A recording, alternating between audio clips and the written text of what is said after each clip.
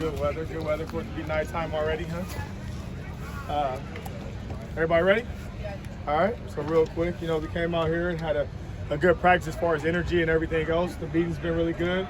I know right away you all want to ask about the quarterback situation. So still, Keaton, it's a lower leg injury. So, muscles and everything else.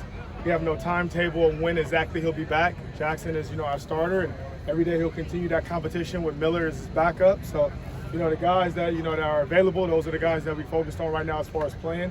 We're going to do so much. The training staff will handle everything else, and, we're looking forward to playing UCLA. So there's a chance Keaton might not be able to return.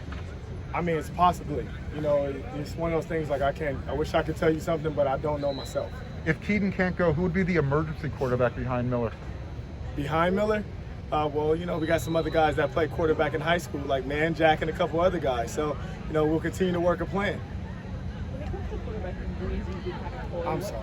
No, you're fine. When it came to quarterback injuries, you've been kind of coy with Dart and whatnot. What changed this week and just name Dart starting? Well, for one, I have a policy on guys practicing or not practicing, and the second thing is, he's earned the right. He did a good job as far as playing in games and practicing and everything else. So it's a competition that I would love to continue to have, but it's hard to have a competition when there's only one guy available. Is the thought to give him confidence by naming him the starter? Well, I mean, he would have been a starter. Just the simple fact is that it's only one guy practicing. So even if Keaton was available on like Thursday or Wednesday, even Tuesday, he still missed a day. So everyone knows that for me, if a guy missed a day of practice, I technically won't even start him. So it's the same thing. That's no different with quarterback and the other position. What do you want to see from Jaxson? What do you want to see him do better this week? What I want to see him do better, score on every possession. I mean, that's the start. Just as far as handling the offense, just managing the offense, making sure that he, makes the right reads and the right checks. And if it's a read zone type play, making sure he all of a sudden can read the right guy. He's going to have to count the box and everything else. At the same time, not only he's going to have to check his emotions, he's going to check some of the emotions on the team and the people that's out there with him. So to just step on the field and just lead us like I know he can. Coach, what is it like with the kids, knowing a game like this is, right here with, guys they know and grew up with a little bit, maybe in the high school world? I mean, it's huge. I mean, just like everybody, they wish they could, play football with their brother or their cousin or anything else like that. And sometimes your brother or your cousin, they pick a different school, right? So it's no different than that. A lot of these guys grew up together or played Pop Warren together, even 7-on-7, or they're best friends. Or, like last year we had two brothers on opposite teams. So it's no different. I guess guys go out there and compete even harder. So when did you let Jaxson know, and how has he responded?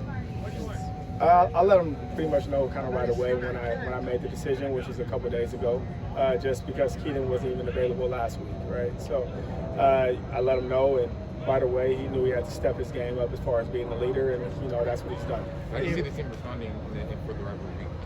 I think the team responded well. Right? I think they understand what's at stake. It's the battle for LA, and they look forward to it.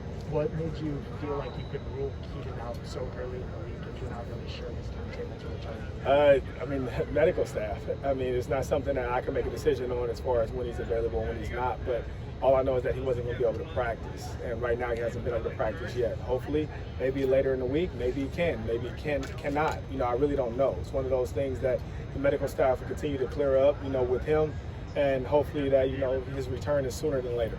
We didn't see Trigton much. What's his status and timeline? Well, he came out here. He did warm-ups. He did a couple other little things. But as far as, truly doing 11-on-11, he hasn't evolved all the way to that. We're hoping that he can during the game. But he did do a couple one-on-one reps and different things like that to where he's progressing in the right direction. Is there any hope of him playing? It's always hope, especially, like I said, when he came out here, he warmed up. He's in uniform. He did it one-on-one. So, I mean, that's progressing in the right direction, right? He has to also feel confident in everything that he's doing also. What's keeping Cooley out right now? It's the same problem that he had before. So he had a concussion and he's in protocol. So until once again to medical clearance, there's nothing I can do about that. You got Liam Jimmons back, you got Portland Ford, some of those offensive linemen. What was the decision to keep Andrew Voorhees at left tackle and move Portland Ford to the second? Well, this is one of his first days back. He missed pretty much a week or a week and a half, or just even after the game. So he's now just progressing back, and we're just trying to make sure we get the best situation for him and get the most out of him. So until he's already 100% back, right now we feel real confident with Voorhees, but we also feel confident in Cortland. Thank you. Thanks, Coach. Good.